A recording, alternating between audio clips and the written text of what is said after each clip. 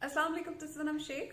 और आज की सबसे बड़ी डेवलपमेंट ये है कि जो कराची इंसिडेंट था आईजी सिंध अगवा का, उसके ऊपर एक इंक्वायरी रिपोर्ट बनी थी जो कि बिलावल की चीफ ऑफ आर्मी स्टाफ ने उनसे बात की और उन्होंने ये यकीन दिलाया कि मैं खुद इसके ऊपर इन्वेस्टिगेशन करवा के एक रिपोर्ट आपको प्रोवाइड करूंगा। तो आज वो इंक्वायरी रिपोर्ट पब्लिक हुई और ब्रीफ है अभी, लेकिन एनीवेज जो भी है एक बहुत अच्छा इकदाम था चीफ ऑफ आर्मी स्टाफ की तरफ से। इसके ऊपर मेरे अपने जो पॉइंट ऑफ व्यू है वो मैं बाद में बताती हूँ, लेकिन आप अगर देखें तो ये चीज यहाँ वाजे हो गई फौज की तरफ से कि हम किसी भी सूरत किसी भी तौर पर अगर हमारा अपना इदारा रेड लाइन को क्रॉस करेगा तो हम वहां भी अकाउंटेबिलिटी करेंगे। और सबसे ज्यादा अकाउंटेबिलिटी होती ही फोर्सेस में है।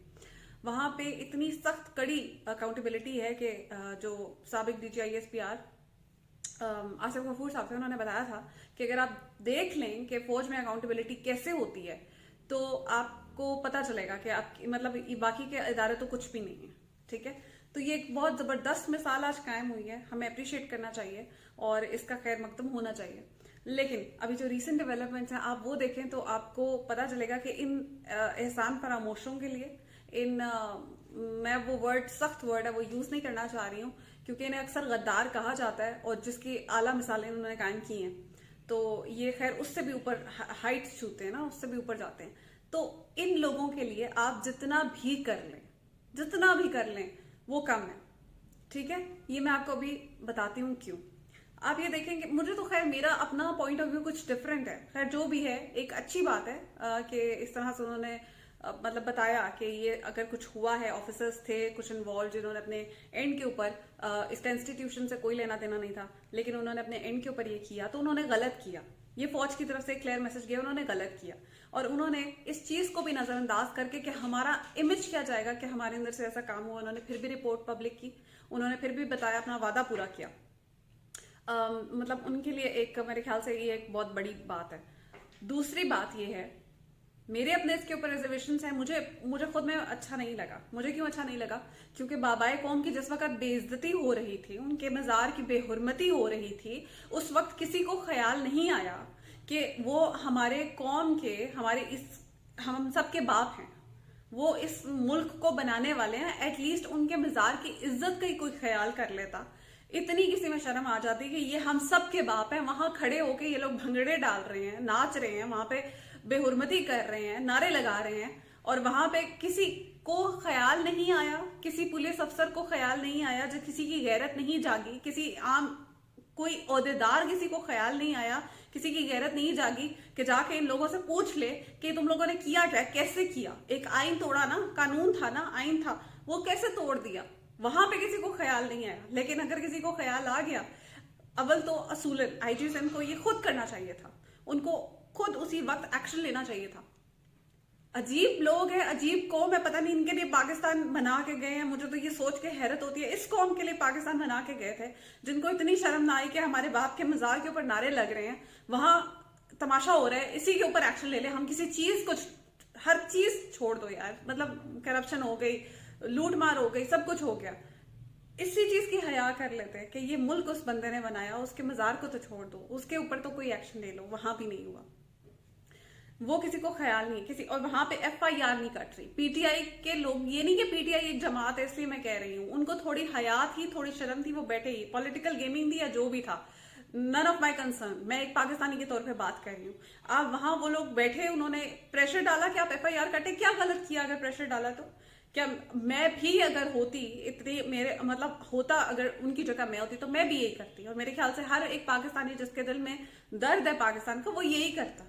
वहां पे मुश्किल से FIR कटवाई, FIR कटी तो वो लोग आगे एक्शन नहीं ले रहे थे गिरफ्तार करने के लिए। अगर आईजी सिंध को किसी ने कह भी दिया, याद भी करा दिया कि भाई आपकी ये ड्यूटी है, आपका ये काम है, ये काम कर लीजिए, तो उसके ऊपर भी वो उसने गलत कर दिया। इसका मतलब कि हर मुहिब वतन जो है वो पाकिस्तान का सोचना बंद कर दे और पाकिस्तान के हक में कोई काम ना करे। बस जिस तरह चलती जा रही है, उल्टी गंगा बह रही है, बहने दो, कोई जरूरत नहीं है, किसी चीज को ठीक करने की जरूरत नहीं है। यहाँ पे मैं तो खुद, मेरा मतलब मैं गुस्से में हूँ। मैंने सुबह ट्विटर के ऊपर भी शेयर किया कि I am very disappointed, very disheartened कि ये कैसे, आप किस तरह से मुल्क को चलाना चाह रहे हैं। अगर किसी ने ठीक काम कर ही दिया, उसको इस चीज की सजा मिलेगी कि उसने ठीक काम क्यों किया, उसने क्यों याद दिलाया कि आईजे सिंह को कि उसका काम क्या था, उसको आप नौकरी से फारिग करते हैं, उसके खिलाफ आप एक्शंस ले लें, मतलब क्यों? ये अगर इसी तरह से चलेगा तो मुल्क फिर किसकी जिम्मेदारी है? कोई तो आए ना आगे, किसी को तो आगे आना चाहिए, कोई तो आगे आके बढ़े और कामों को ठीक करे। अगर इसी तरह से चलेगा कि उसने अपने रेड लाइन क्रॉस कर दी और जाके उसने एक अपनी बाउंड्री से निकल के काम कर दिया, जो कि काम मैं गलत नहीं समझती हूँ, ये काम होना चाहिए था, जिसने भी किया बिल्कुल ठीक किया, उसको आप सजा देंगे इस बात की कि उसने एक ठीक काम कर दिया। और जिन्होंने गलत काम किया उनको किसने सजा दी? जिन्होंने खड़े हो के वहां नारे लगाए मज़ार कायद के ऊपर, उनको किसने सजा दी?